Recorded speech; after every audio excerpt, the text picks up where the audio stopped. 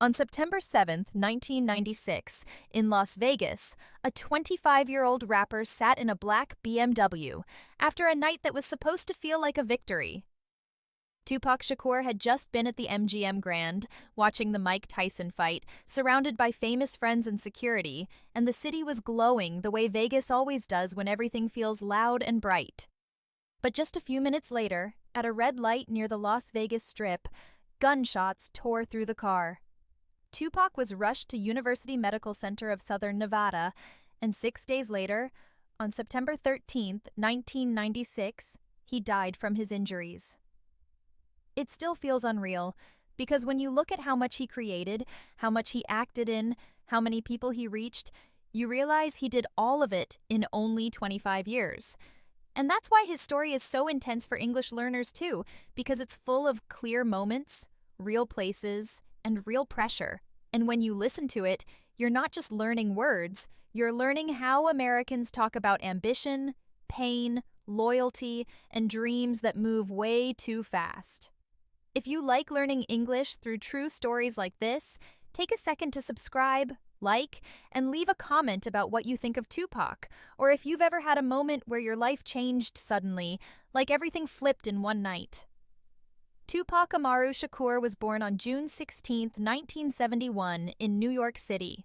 Even his name carried history, because he was named after Tupac Amaru II, an indigenous leader in Peru who fought against Spanish rule. Tupac's life was connected to politics from the very beginning. His mother, Afeni Shakur, was involved with the Black Panther Party, and she faced serious legal trouble when she was young. Afeni was pregnant with Tupac while dealing with intense stress, and later she would talk openly about the weight of that time. When you grow up with that kind of background, you don't really get the option to be unaware. You learn early that the world has rules, and that some people feel those rules more sharply than others.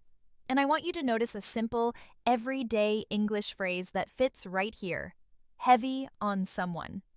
When we say something is heavy on someone, we mean it's emotionally hard to carry. And honestly, from the start, Tupac had a lot that was heavy on him. As a kid, Tupac moved around. New York City can give you energy, but it can also give you chaos, and his family life wasn't stable in the comfortable, easy way people like to imagine.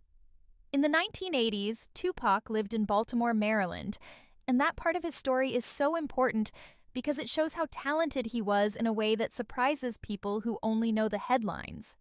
He attended the Baltimore School for the Arts, and there he studied acting, poetry, jazz, and ballet. Yes, ballet. And I love that detail because it makes him human in a fuller way.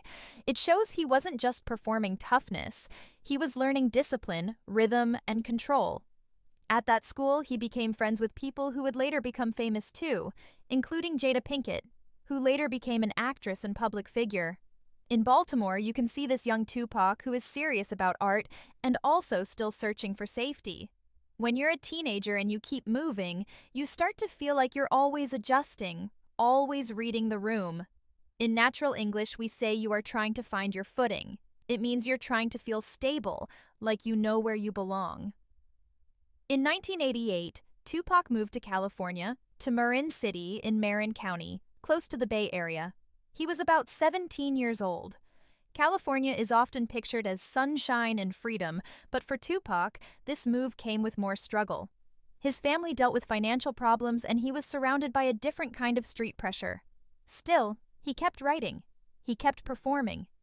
And soon, he found a path into music through Digital Underground, a hip-hop group based in California that was known for their creative, funky style.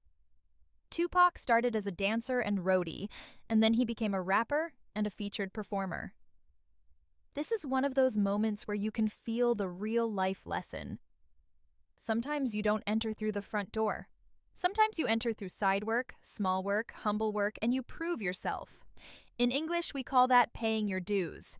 Paying your dues means doing the early hard work before you get the big reward. In 1991, Tupac released his debut album, Tupacalypse Now, through Interscope Records. The title alone tells you he wasn't trying to be quiet. The album included songs that talked directly about police violence and systemic injustice, and it caused major controversy. One widely documented moment is that U.S. Vice President Dan Quayle publicly criticized the album, saying it had no place in society. Whether you agreed or not, it shows you how quickly Tupac became a national conversation. And imagine being in your early 20s, making music, and suddenly political leaders are saying your name on television. That kind of attention can mess with your nervous system. It can make you feel powerful and hunted at the same time. When Americans say someone is under a microscope, we mean everyone is watching their every move, judging every detail. Tupac was under a microscope very early. At the same time, he was building an acting career that was real, not just celebrity cameo stuff. In 1992, he appeared in the film Juice, playing the role of Bishop. Juice became a cultural landmark, especially for young audiences in the United States, and Tupac's performance was intense and memorable. Also in 1992, he released his second album, Strictly for My Niggas, and his profile kept rising. Then in 1993, he starred in Poetic Justice, alongside Janet Jackson, directed by John Singleton. That matters because it placed him in a different artistic space. He wasn't only a rapper talking about rage. He was also an actor expressing tenderness, romance, and vulnerability. In real life, people are complicated like that. And when you're learning English, it's helpful to learn emotional vocabulary through real people because then the words stick. Tupac's life gives you words like pressure, ambition, loyalty, betrayal, grief, and pride, but also creativity, humor, softness, and hope. But his rise came with conflict, and some of it was deeply serious. In the early to mid-1990s, Tupac had legal issues that followed him, and the media coverage became part of his identity in the public eye. In 1993, he was involved in a shooting incident involving off-duty police officers in Atlanta, Georgia, and the charges related to that incident were later dropped. That detail is important because it shows how messy the reality was. It was not a clean story of pure innocence or pure guilt. It was a life full of dangerous situations, and he kept walking closer to the fire. Sometimes people do that when they feel like life is already unstable, like danger is normal. In everyday English, we might say he was living on edge. That means living in a tense, risky state, like something could happen at any moment. In 1994, Tupac released his third album, Me Against the World. But before that album even had the chance to fully breathe, something happened that became one of the most pivotal moments of his entire life. On November 30th, 1994, Tupac was shot multiple times in the lobby of Quad Recording Studios in Manhattan, New York City. That night became a symbol of betrayal in his story, because Tupac believed that people in the music scene, including people he knew, had knowledge about what was going to happen. I'm being careful with language here because details and responsibility have been debated for years, and I never want to invent certainty where it doesn't exist. What we do know is that he was shot and robbed, he survived, and the emotional impact was massive. The phrase that fits here is, "It shook him to his core." If something shakes you to your core, it changes you deeply, not just on the surface. The very next day after that shooting, Tupac was in court for another case, and this is where the timeline becomes almost hard to believe. In 1995, Me Against the World hit #1 on the Billboard 200 while Tupac was incarcerated, making him the first artist to have a #1 album in the United States while in prison. That's a measurable fact, and it's one of those amazing moments that shows how powerful his presence was. Think about the emotional contrast. On one side, his body is locked in a prison. On the other side, his voice is everywhere, playing in cars, in bedrooms, in headphones, across the country. If you're learning English, notice how Americans use the phrase on one side and on the other side to compare two realities at the same time. Tupac was living in a contradiction. Then comes another signature moment that changed hip-hop history. In 1995, Tupac was sentenced in a sexual abuse case, and he served time at Clinton Correctional Facility in Dannemora, New York. While he was in prison, his situation became a topic of huge attention in music. And then Suge Knight, the co-founder of Death Row Records, arranged to post bail for Tupac. The bail was $1.4 million, a specific number that became famous because it was a dramatic turning point. In exchange, Tupac signed with Death Row Records. This is one of those moments where the phrase "deal with the devil" sometimes gets mentioned by critics and commentators because it felt like freedom came with a price. I'm not saying Tupac saw it that way, but you can feel the tension. In simple English, it means when you accept help that comes with heavy conditions. Tupac was released from prison in October 1995, and in 1996 he moved at full speed, like he was racing time. This is where his work ethic becomes almost shocking. In February 1996, he released All Eyes on Me, a double album through Death Row Records. The album was huge. It included major hits, and it became one of the most successful rap albums in history. It was later certified diamond by the RIAA, meaning 10 million units in the United States, a milestone that only a small number of albums ever reach. And what gets me emotionally is imagining how that must have felt for him. After jail, after being shot, after feeling betrayed, to release something that loud and confident. In English, we say he came out swinging. It means he returned with energy, not quietly, not carefully, but aggressively strong. Around this same period, the East Coast-West Coast rivalry was getting louder in the media, and Tupac became one of the main faces of the West Coast side, especially while he was at death row. This part of the story is sensitive because it's not just music gossip. It connects to real violence and real loss. Tupac released the song Hit 'Em Up in 1996, which became infamous for its intensity. I'm not going to repeat lyrics or turn this into drama, but it matters as a cultural moment because it reflected how personal and how heated the conflict felt.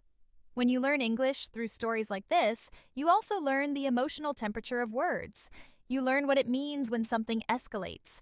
Escalates means it grows more intense, more dangerous, more out of control. By mid-1996, a lot of things around Tupac had escalated. At the same time, he kept acting. In 1994, he had appeared in Above the Rim, and later films like Gridlocked and Gang Related were released after his death, showing that he was still building an on-screen career too. This is part of what makes people say he could have grown into so many different kinds of artists if he had lived. When you look at his schedule in 1996, you get the sense he barely rested. And maybe you relate to that in your own way. Maybe you have seasons where you feel like you must keep moving because if you stop, you'll feel everything. In everyday English, we say keeping busy is a way to keep your mind off things. It means you use activity to avoid painful thoughts. Then we returned to Las Vegas in September 1996 because that week became one of the most analyzed weeks in music history. On September 7, 1996, Tupac went to the MGM Grand to watch Mike Tyson fight Bruce Seldon. After the fight, there was a physical altercation involving Tupac and members of his entourage in the hotel. Again, the details have been discussed and argued for years, and people have different versions. But what is clear is that the night was chaotic. And later that same night, Tupac was shot in a drive-by attack while riding in a car with Suge Knight. He was taken to the hospital, and he died on September 13th. He was 25 years old. And I want to pause emotionally here, because even if you're not a hip-hop fan, you can feel what it means when a life ends at 25. That's the age when many people are just starting to understand who they are. That's the age when you're still becoming. In simple English, you could say he didn't get the chance to finish growing up. And that doesn't mean he was childish. It means life didn't give him time to mature in peace. A phrase you might hear Americans use is gone too soon. Gone too soon means someone died earlier than they should have, earlier than feels fair. After Tupac's death, something unusual happened. his presence got even bigger. Several albums were released posthumously, including the Dawn Illuminati, the 7-Day Theory, released in November 1996 under the name Machiavelli. That album added to the feeling of mystery and intensity around him, because the themes were dark, reflective, and dramatic, and because it came out so soon after he died. Over the years, more posthumous projects were released, like Are You Still Down?, Remember Me in 1997, Until the End of Time in 2001, and Loyal to the Game in 2004, among others.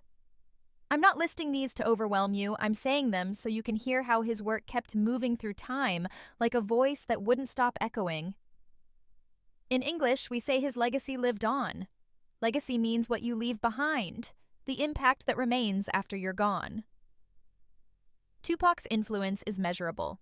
His records have sold in the tens of millions, and he is often reported to have sold more than 75 million records worldwide. He has been studied in universities, celebrated by artists across genres, and quoted in everyday conversation by people who weren't even born when he died. In 2017, Tupac was inducted into the Rock and Roll Hall of Fame, a major American institution that honors the most influential musicians. That induction matters because it places him in the wider story of American music, not just rap. It says his art changed culture. But let's talk about why he mattered beyond numbers, because this is where your listening practice becomes more meaningful. Tupac had a rare ability to sound angry and gentle in the same lifetime, sometimes in the same album. He could talk about fear and still sound brave. He could criticize society and still sound like he wanted love from it. And if you're learning English, that emotional mix is powerful because it teaches you rhythm and tone. English is not just vocabulary, it's feeling. Tupac's delivery, his pacing, his emphasis, the way he stressed certain words, it taught millions of people how to speak with conviction. Conviction means strong belief, like you mean what you say. Also, Tupac was known for writing constantly. People around him have described him as someone who always had notebooks, always creating. When you hear that, you realize talent isn't just a gift, it's a habit. In natural English, we say he put in the work. That means he actually did the effort, the hours, the repetition, and I want you to connect that to your English too. Fluency is not magic. It's 1,000 small moments of practice. It's you listening even when you're tired. It's you learning a phrase and then noticing it later in a movie and feeling a little spark of pride. At the same time, Tupac's life is also a warning story. And I say that gently, with respect. Because he lived with real trauma, real paranoia, real conflict, and real public pressure, and he sometimes responded in ways that pulled him deeper into danger. This is something I see in people, not just celebrities. When you feel like the world is attacking you, you might start attacking first. In English, we call that being on the defensive. Being on the defensive means you expect harm, so you protect yourself aggressively. And sometimes, even if you have good reasons to be defensive, it can still trap you. One of the most human parts of Tupac's story is that he wanted to be understood. He wanted people to see more than the headlines. He wanted to be seen as an artist, a son, a thinker, and not just a symbol of chaos. And if you've ever lived in a country where people stereotype you, or if you've ever been misunderstood in a new language, you know how painful that is. You can have good intentions, but your words come out wrong. Or you can have real feelings, but people only hear the loudest part. In English, we say people got the wrong idea. It means they misunderstood you. When you look back at his early training in Baltimore, you can see that he had the tools to be many things. He had theater training, he had poetry skills, he had musical discipline, and yet the environment around him and the choices he made and the conflicts of the era all shaped the final story. I think one of the best things we can do as listeners is hold two truths at once. We can respect his artistry and admit his life included real mistakes and real harm around him. We can feel empathy without turning someone into a perfect hero. That balance is also a very mature kind of English thinking, because English-speaking culture often moves between extremes, either worship or cancel, either angel or villain. But real life is usually both. Real life is messy, and there are a few moments that fans still return to again and again because they feel like turning points.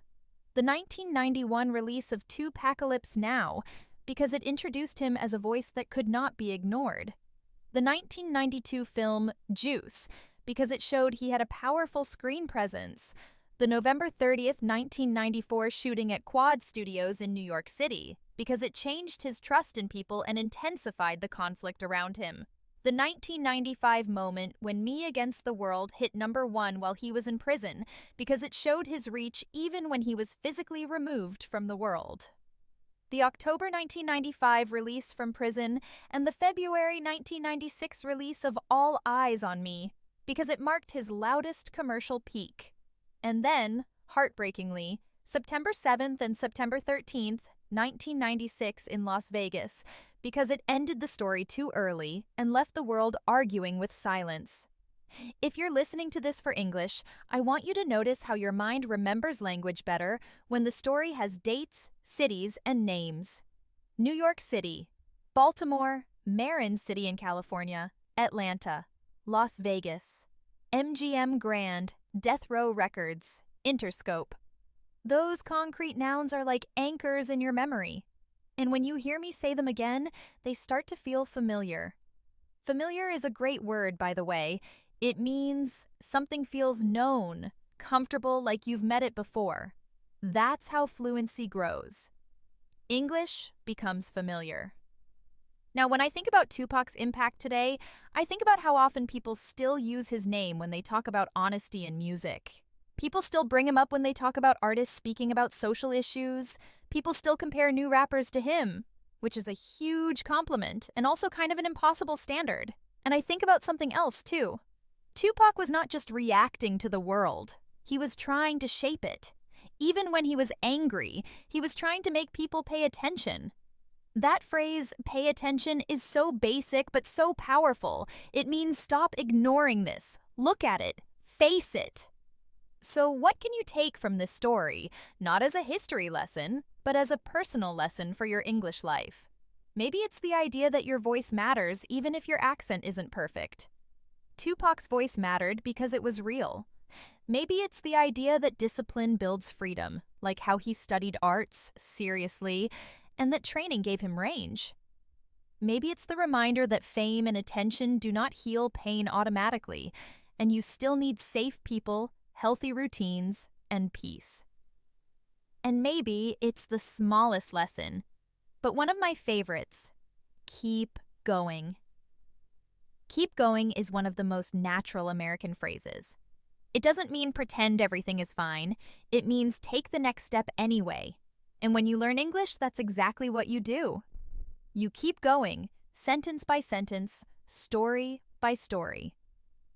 And as we end this episode together, just let the timeline sit in your mind one more time. Born in New York City on June 16th, 1971. Artistic growth in Baltimore in the 1980s. Moved to California in 1988.